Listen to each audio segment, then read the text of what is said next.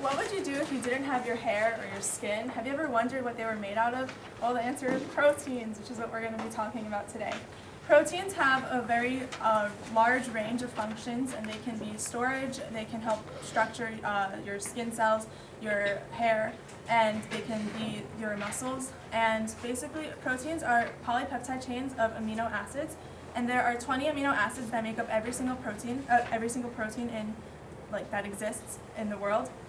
These amino acids can be in specific sequences that give that allow for so many different proteins to exist and have so many different functions. So we built all 20 amino acids, and then we showed how they connect, and then Stephen will talk about the amino acids. Okay, so as Renata said before, the amino acids, they form the monomers for all proteins. And so the basic structure is that there's a center carbon. So we're going to use glycine as an example to show you this. There's a center carbon, which is bonded to an amino group, which contains a nitrogen and 2 hydrogen atoms. Then there's also another hydrogen, which it's bonded to, as well as a carboxyl group containing an oxygen that's all bonded to, as well as a hydroxyl group, which contains an oxygen and a hydrogen. And then there's a variable R group, which forms the difference between all of these. And in here, for glycine, which is the simplest of all the amino acids, hydrogen forms this R group. And in our model, lollipops represent hydrogens, oxygens are the pink marshmallows, the orange marshmallows are nitrogen, and the white marshmallows are carbon. And this R group is what gives it its specific properties, including its polarity and and whether it's an acid or a base. And they vary in complexity. Sometimes they can contain carbon chains. They're made of nitrogen, hydrogen, carbon, and in 2 there's also sulfur. And so in glycine, for example, the R group is just a hydrogen. But if you were to take arginine, it's made up of 3 methyl groups bonded to an NH, bonded to a carbon, bonded to 2 NH2 groups. And something such as arginine, for example, is found in white meat, and it's very good for lowering blood pressure and helping to open up arteries. Alright, so what happens when these amino acids come together? Well, they come together by a process Renata will explain later called dehydration. It's when an H drops out of one amino acid and OH drops out of another amino acid. And so they bond through this. And so what happens when many of these amino acids bond together, you get something called the primary structure of proteins. It's pretty much a long chain of these monomers.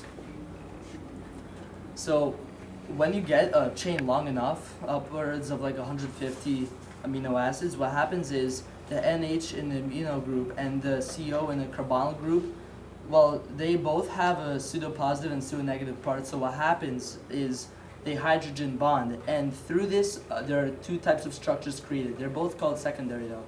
The first type is the alpha helix. The hydrogen bonds exist vertically like this, and it gives it this unique shape. The other type of secondary structure is called pleated sheets, and it is similar to this in that it has hydrogen bonds. However, it folds planes that go like this. It's pretty much sheets of amino acids that combine to form sheets. And the tertiary form of proteins is what happens when alpha helices and pleated sheets combine.